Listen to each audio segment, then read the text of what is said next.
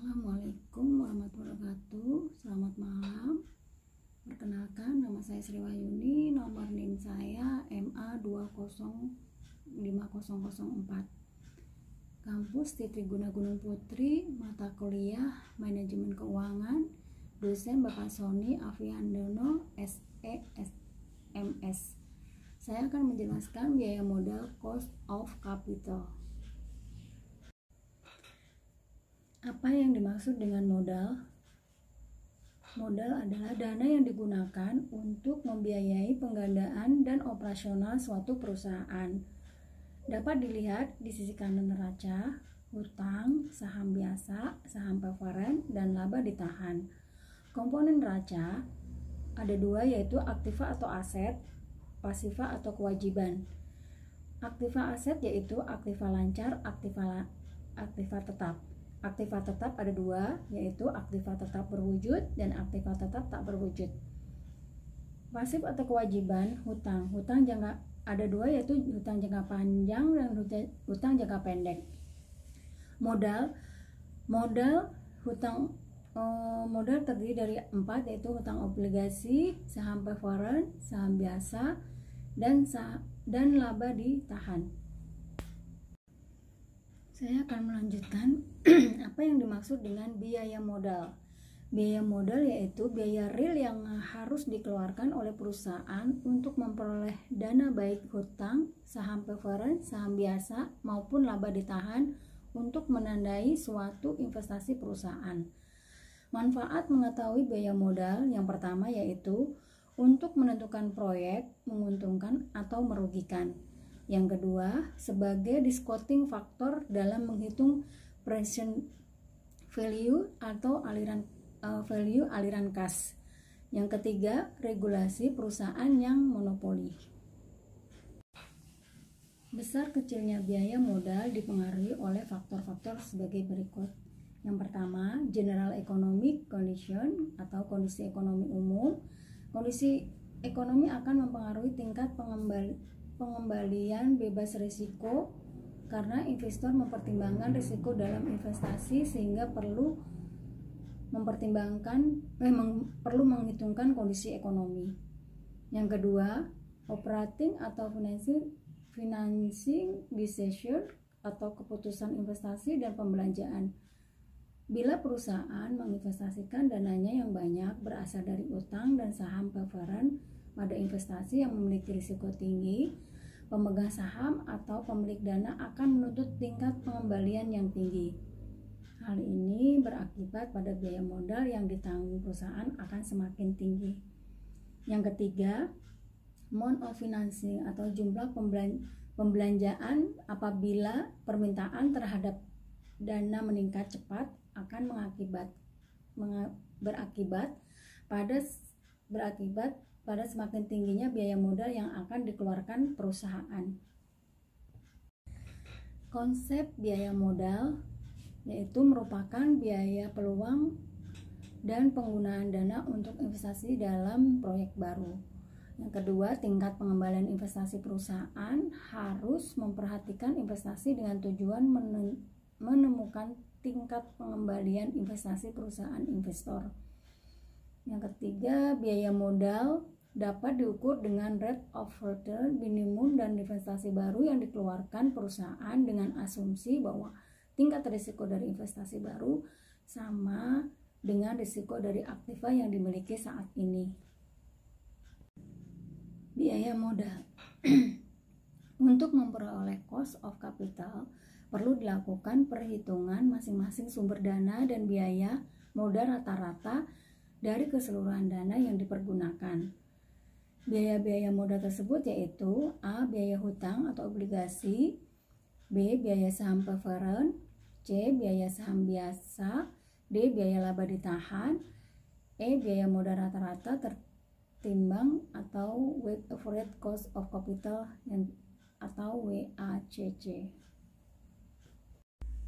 Saya akan menjelaskan biaya-biaya modal tersebut yaitu A. Biaya hutang atau obligasi. Obligasi merupakan surat hutang yang diterbitkan perusahaan dengan nilai nominal tertentu, angka waktu tertentu, dan pemberian bunga dan tingkat tertentu.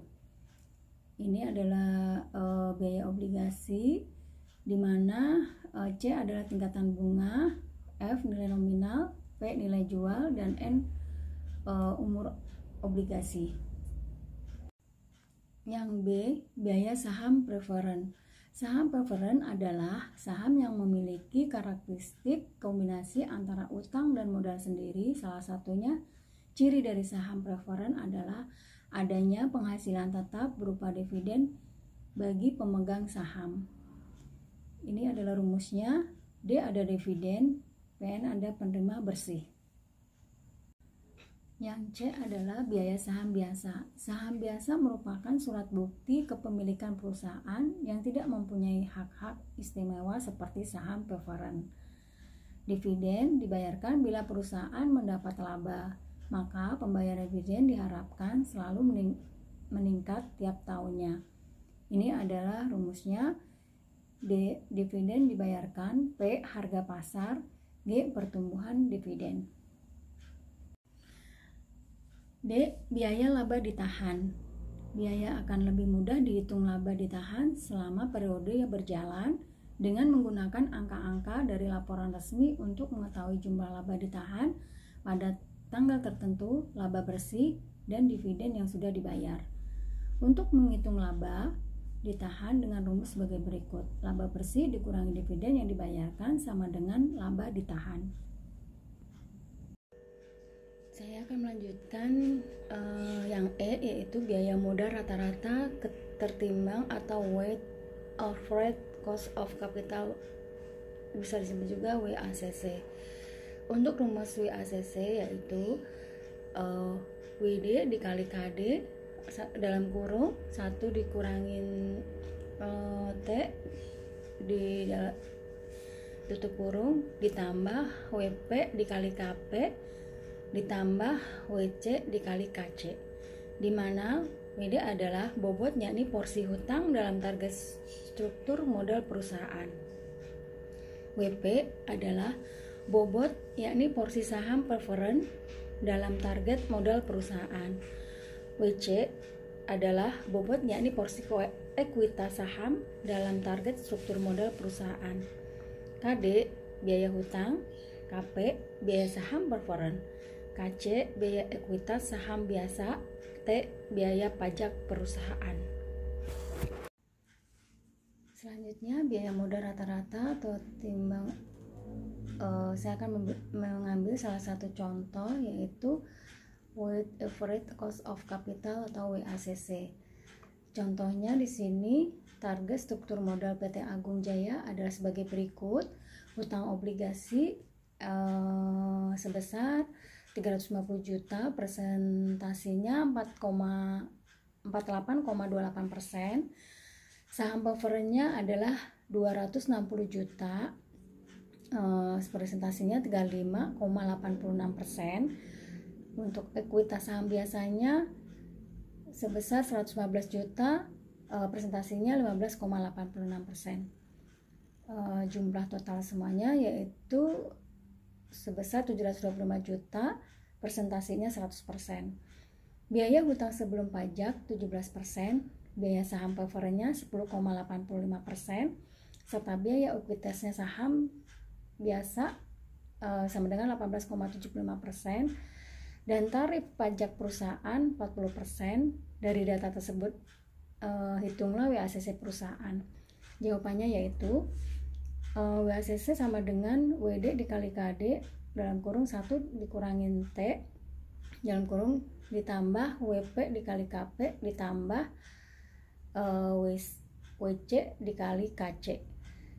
Di sini di atas adalah rumusnya, sedangkan untuk perhitungannya yaitu 48,28% dikali 17% dalam kurung 1 dikurangi 0,4% 0,4 dalam kurung ditambah 35,86% dikali 10,85% ditambah 15,86% dikali 8,79% sama dengan 4,92% ditambah 3,89% ditambah 2,97% sama dengan totalnya yaitu 11,78%.